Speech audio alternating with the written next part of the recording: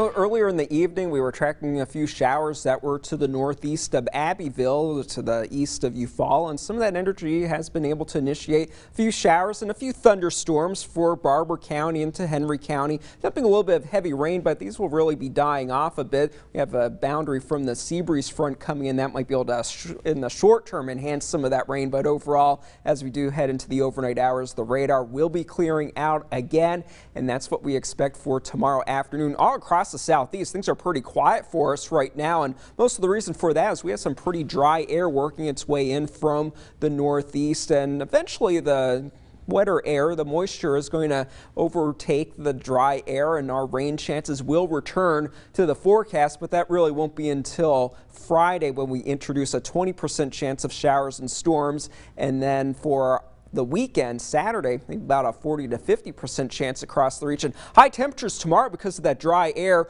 We'll be warming up into the lower to middle 90s. Heat index temperatures will be a bit hotter than that. Expect them to be over 100 degrees for some locations for tomorrow. As we do head into the weekend, those temperatures will actually be trending below average because of the abundant moisture returning to the region. Next week, we return to a more typical pattern with pop-up showers and storms in the afternoon. Things in the tropics, not much of a difference from earlier in the day. We still have two systems that we are watching. One's a very weak broad area of low pressure just to the east of Florida. 50% chance of developing over the next 5 days, but I think that will be downgraded over the next couple of days because some of this water along the Gulf streams is going to be a little bit cooler thanks to Chris earlier in the week staying pretty stationary and not looking as well defined on our infrared satellite imagery. It's moving to the northeast very quickly at 29 miles per hour, really picking up steam, and as it does so, those winds will begin to weaken.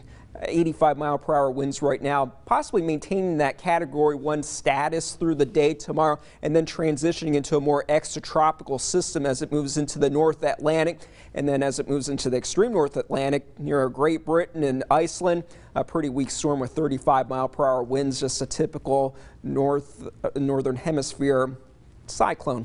As far as what we're tracking for tonight, not too much in the way of cloud cover. Temperatures tomorrow morning will be starting out in the 70s, climbing quickly into the lower to middle 90s for a lot of locations. Most of the rain chances will be to our north. A few might be initiated by the sea breeze front to our south, and then as we head into the overnight hours into early Friday morning, things will be clearing out. We could have some patchy fog developing, and then in the afternoon, that's when we do have a better chance of having that sea breeze front coming in and giving us some showers or a few thunderstorms, but then the higher storm chances will be with us as we head into Saturday and for Sunday. For tonight, we're going to be in the 70s early on, cooling off into the lower to middle 70s for the most part. Then for tomorrow morning, already nearly 8 o'clock, we're going to be in the lower 80s for some locations, and there's that chance for a few showers, mostly down to our south and maybe to the north. Troy and Eufaula, you might be able to get in on some of that action. And as we head into the evening and overnight hours, those conditions will be drying out. For tonight, we're going to be cooling off into the 70s, 74 degrees for that low temperature. Head down to the beach if you can. You're going to be looking at high temperatures in the 80s for Panama City.